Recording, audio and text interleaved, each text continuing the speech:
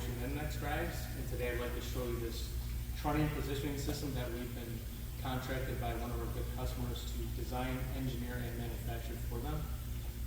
They were asked by one of their end customers to replace a system that had been failing over the years, and we've come up with this design that you see here. And one of the main features for this, and why they come to us for the solution, was we're using a VTMF 3010 indexing Trunnion here. This is ready to accept their Fennec robot auxiliary axis motor, so it will be in communication with the robot that is going to be doing the process on the customer's part when this is rotating. One of the specifications that the end customer required was a zero backlash mechanism. The VTMF 3010 is a cam-driven indexer that provides that specification that the customer required. Some of the other features here with this VTMF 3010 is this lockout plate and lockout mechanism. This is provided for safety, for when you're loading the part and unloading the part. It locks out this Trunnion indexer to keep it from, if it were to start rotating while you're removing the part, or if you have some unbalanced load. So it gives it extra added feature, and there's limit switches here to signify that the locking plates engage or disengage. Another feature of the VTMF 3010 positioner is the large bearing assembly that we have in the back here.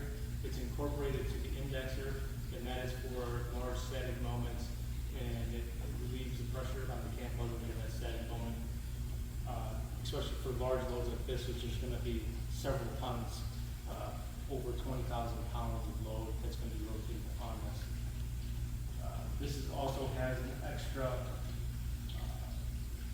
self-aligning bearing here in front of the indexer, again for such a heavy load, with flange for the customer to mount his fixtures to hold the part that they'll be rotating. We've also put the headstock with multiple points of leveling, again because it's such a heavy load that they're going to be rotating. This is another important feature. Because the customer's part that they're going to be putting in here, they're going to be different length parts that they're going to be working on. So this is a 3-meter plate. It gives the customer adjustability up to 3 meters on this plate alone. And you see that we have 4 large linear bearings to handle all the tilting moment that could be occurring when this part is being rotated.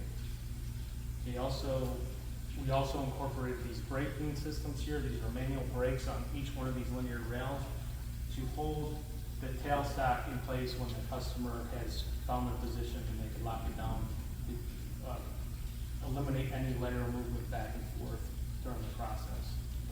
The tailstock's equipped with a self-aligning bearing, really heavy duty here with the flange, again for customer mounting the fixtures, and a lot of leveling provisions here, which they're not in there right now, but the tap holes are in here for leveling, similar to what we did on the headstock here.